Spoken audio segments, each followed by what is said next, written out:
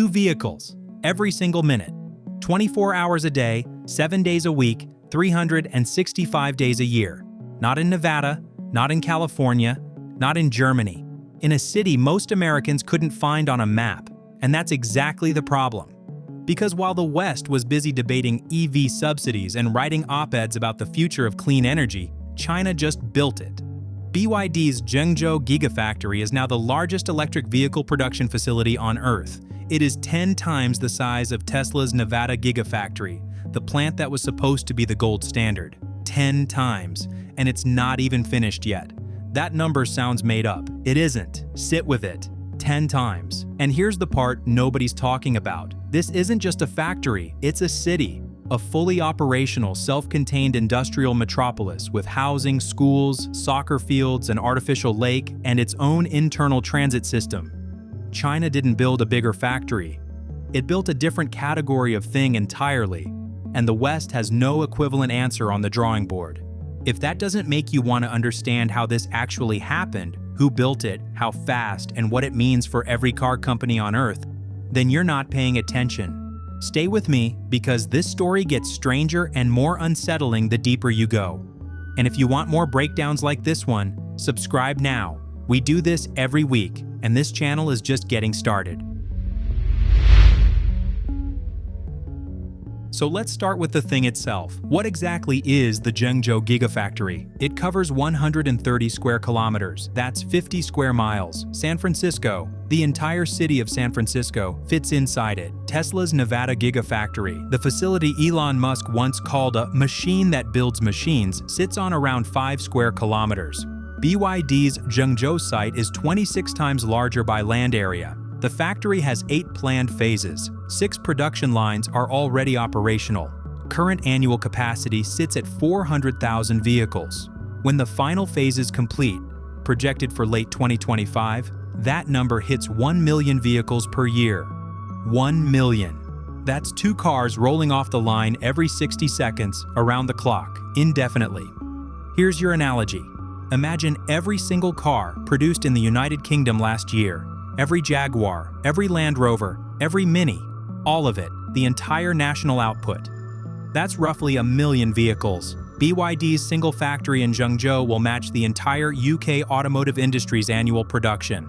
One facility, one company, one city in central China.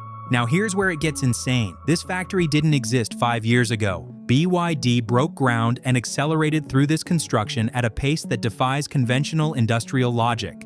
6 production lines operational, 60,000 workers already on site. Plans to hire an additional 200,000, making Zhengzhou BYD's largest private employer in the world. The speed of execution here is the real story, and we're going to get into exactly how they pulled it off. But first, you need to understand the company behind it, because BYD is not the story most Western media tells. Founded in 1995 in Shenzhen by a chemist named Wang Chuanfu, BYD, Build Your Dreams, started as a low-cost battery supplier for Japanese consumer electronics. Nobody was afraid of them. They made rechargeable batteries for Nokia phones and Motorola handsets. They were a component supplier, a backstage player, invisible. Then Wang Chuanfu made a calculated decision that would take 2 decades to fully detonate. He decided BYD would own its entire supply chain. Not partner with suppliers, not negotiate long-term contracts. Own it, build it, control it. Every battery, every motor, every semiconductor, every piece of software, every air conditioning unit in every vehicle. Vertical integration taken to a logical extreme that no Western automaker has ever matched. By 2024, BYD sold 4.3 million vehicles, generated over $108 billion in revenue, posted a net profit of $5.6 billion. Its battery subsidiary, FinDreams Battery, holds 17% of global market share, second only to KATL, another Chinese company. In 2022, BYD became the first major automaker in history to completely phase out internal combustion engine vehicles. Not announce a target date, not pledge a roadmap, do it. End gasoline production entirely, not with a press release, but with action. And in November 2024, BYD celebrated the production of its 10 millionth new energy vehicle, not in a showroom, on a production line in Zhengzhou. Now here's the kicker. BYD invests heavily in its own research. In 2023 alone, the company spent 39.91 billion Chinese yuan, approximately $5.6 billion on R&D. That's 6% of operating revenue, 6%. Apple, the most valuable company on Earth, spends roughly the same ratio. BYD filed 13,000 patents between 2003 and 2023. It employs over 104,000 people in R&D alone. This is not a copycat operation running on cheap labor. This is a company that has been engineering its own future in methodical silence for 30 years. And the Zhengzhou factory is what that silence sounds like when it finally speaks. So how did they actually build something this large, this fast? Location was the first move. Zhengzhou sits in Henan Province, China's geographic center and its logistical spine. The city is the intersection point of major interprovincial highways and sits within the world's largest high-speed rail network. It is close to lithium deposits and rare earth mineral sources critical for battery production. Shipping to eastern ports like Shanghai is direct and fast. BYD's internal logistics modeling concluded that this location cuts domestic transport costs by 20% compared to coastal alternatives. 20%. On 1 million vehicles a year, that is not a rounding error. The second move was government alignment. Local authorities provided a $500 million support package covering infrastructure development, tax incentives, and logistics investment. Permit timelines that would take years in Germany or California were compressed. Land was allocated, roads were built, power infrastructure was extended. The factory and the state moved as a single organism. And that coordination is something no Western democracy can replicate at this speed without a crisis to justify it. The third move was the worker city model. 60,000 employees currently live and work inside the Zhengzhou campus. Free housing, subsidized meals, sports facilities, schools for workers' children. The facility is designed to minimize the friction between labor and production. Workers don't commute. They live inside the machine. It's a model that sounds dystopian until you realize it eliminates an entire category of operational risk: workforce attrition. When your workers live on campus, turnover looks different, retention looks different, and production continuity looks different. 2 vehicles every 60 seconds. That's what this system produces. Now, I want to address the thing you're probably thinking. This is impressive, but BYD is still just a Chinese brand. Tesla has the software. Tesla has the brand. Tesla has full self-driving. You can't compare. And that's a fair instinct. 5 years ago. Today, the numbers make it uncomfortable. BYD surpassed Tesla in total EV sales in 2023. Not globally, including hybrids. Pure battery electric vehicle sales have traded back and forth. But in total new energy vehicles, BYD is not chasing Tesla. Tesla is watching BYD's rear window. In Europe, BYD launched models in 2025. The Seal, the Dolphin, the Yangwang U8, priced $8,000 below comparable competitors in their class. $8,000. In a market where European consumers are highly price-sensitive and legacy brands are already squeezed, that gap is not a marketing problem you can advertise your way out of. A leaked 2024 Tesla internal report, cited by analysts at the time, captured the anxiety in plain language. If battery costs aren't controlled, Asian market share loss within 18 months. That's Tesla's own executives writing that down internally. And here is the structural reason BYD can price the way it can. Vertical integration. When BYD prices a vehicle, it is capturing margins that, in every other automaker's supply chain, go to external battery suppliers, semiconductor vendors, software licensors, drivetrain manufacturers. BYD owns all of it. Their cost base is structurally lower, not temporarily, not because of subsidies alone. Because of architectural decisions made 30 years ago that are now producing compound returns. The Blade battery, launched in 2020, is the clearest single example. BYD's proprietary lithium iron phosphate cell, the Blade, is fire-resistant, structurally load-bearing within the vehicle chassis, and significantly cheaper to produce than nickel-manganese-cobalt alternatives. It passed the nail penetration test, one of the most extreme battery safety evaluations in the industry, without thermal runaway, without fire, without explosion. Competitors are now evaluating the blade format for their own vehicles. The technology that started as an internal cost-saving measure has become an industry reference point. And that's before we talk about geography. Here's where the geopolitical frame snaps into place and you can't look away from it. BYD is not just building cars, it is building factories in Hungary set to open in 2026, specifically to produce vehicles inside the European Union and bypass EU import tariffs. It has plants in Brazil, Thailand, Vietnam, and Indonesia, more in Canada. The strategy is explicit and has a name: produce where you sell. Build local supply chains in every region. Hire local workers. Become a domestic employer. That makes you politically untouchable in ways that a pure exporter never can be. A German politician can call for tariffs on Chinese imports. It is much harder to call for tariffs on a factory employing 10,000 Hungarian workers in your trading bloc. This is industrial statecraft. It is being executed with precision that most multinational corporations would admire, and most governments haven't anticipated. While Volkswagen, Renault, and Peugeot are restructuring to compete on price, and they are genuinely struggling. And while Rivian and Lucid burn cash building out US manufacturing at a fraction of BYD's scale, the Zhengzhou Gigafactory is already producing at a rate that reshapes the global price ceiling for electric vehicles.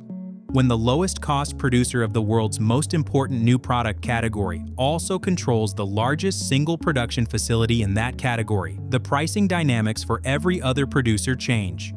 Permanently. That's not a forecast, that's arithmetic. Now here's the second layer, and this is where most coverage stops too early. The Zhengzhou factory is one facility. It accounts for approximately 25% of BYD's projected new energy vehicle output. 25%. The other 75% comes from a network of factories in Shenzhen, Xi'an, Changsha, Changzhou, Hefei, and from the international plants coming online in Hungary and Brazil. BYD isn't one big factory. It is a constellation of factories with Zhengzhou as the gravitational center. Compare that to where Western competitors are right now. Tesla has gigafactories in Nevada, Texas, Shanghai, and Berlin. Berlin has faced repeated production ramp delays. The Mexico facility, designed to produce a lower-cost vehicle, has been paused due to tariff uncertainty. GM's EV push has been slowed and re-slowed. Ford lost $12 billion on its EV division over 3 years. Stellantis is restructuring. Volkswagen announced factory closures in Germany, the first in the company's 87-year history, specifically citing the inability to compete with Chinese cost structures. This is not a warning from a consultant's slide deck. These are boardroom decisions being made right now. In Detroit, in Wolfsburg, in Paris, the people running those companies are not confused about what is happening. They are trying to figure out how to survive it. Now, and I want to be straight with you here, because this channel doesn't do propaganda. BYD and the Zhengzhou Gigafactory carry real and serious risks, not theoretical ones that are already visible. The first is overcapacity.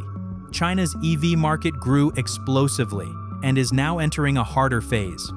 EV inventory in China grew nearly 28% in Q1 2025. BYD has already cut prices on unsold European stock. A factory designed to produce 1 million vehicles per year is a very expensive thing to run at 60% utilization. If demand growth plateaus, in China, in Europe, in emerging markets, Zhengzhou could become a monument to overestimated demand. It has happened before in Chinese industry. Solar panel manufacturing, steel. The pattern is not unknown. The second is raw material exposure. BYD's strategy of near-total vertical integration works until the inputs themselves become constrained. Lithium prices spiked violently in 2022 by over 500% in 18 months before collapsing again. BYD is securing mining interests in Zimbabwe and Chile to hedge this, but geopolitical risk in resource-rich nations is real. If supply chains fracture at the mineral level, vertical integration downstream doesn't protect you. The third is labor sustainability. 260,000 people living and working inside a company-owned industrial city is a management challenge of extraordinary complexity. Labor unrest in Chinese industrial zones in 2022 demonstrated that factory workers, regardless of the benefits package offered, are not infinitely patient. The gap between corporate expansion velocity and human organizational capacity is a real failure mode. The fourth is ESG exposure. 130 square kilometers of industrial development has consumed farmland and ecosystems. Wastewater, energy load, and urban displacement are not captured in BYD's financial statements, but they are captured by European regulatory frameworks and by the international investors whose capital BYD will need as it expands into developed markets. This is not a minor reputational issue. It is a strategic vulnerability in exactly the markets BYD is trying to enter. BYD is executing one of the most ambitious industrial strategies in modern history. It is doing it with real technology, real capital, and real organizational discipline. And it is doing it with real risks that could, under the wrong conditions, turn Zhengzhou from a symbol of dominance into a symbol of overreach. Both things are true simultaneously. Here's what I want to leave you with. There is a version of this story that gets told as a competition narrative. America versus China, Tesla versus BYD, Silicon Valley versus Zhengzhou. And that frame isn't wrong, but it's incomplete. Because what BYD has actually built in Zhengzhou is not just a factory, it is a proof of concept for a particular theory of industrial power. That in the 21st century, the country that controls manufacturing at scale, controls the value chain, controls pricing, controls adoption rates, and ultimately controls the pace at which the energy transition happens globally. Think about that. The pace of the energy transition. How fast the world replaces combustion engines with electric ones. BYD's position means that, more than any government agreement or climate conference, the decisions made in Zhengzhou about pricing, about production volume, about which markets to enter next, will determine how quickly that transition unfolds. Wang Chuanfu started making batteries for Nokia phones in 1995. 30 years later, his company is producing 2 electric vehicles every 60 seconds in a factory the size of San Francisco, while the boardrooms of Detroit and Wolfsburg are trying to figure out how to compete with a cost structure they cannot match. The future didn't arrive announced. It arrived on a production line in central China, and it's been running around the clock for years. The question isn't whether the West can catch up. The question is, what does catching up even look like when the lead is measured in factory square kilometers and vertical integration depth, not in software features and brand prestige? Drop your answer in the comments. I read them. And if this kind of analysis, real numbers, real stakes, no hype, no spin, is what you're looking for, subscribe. We're just getting started.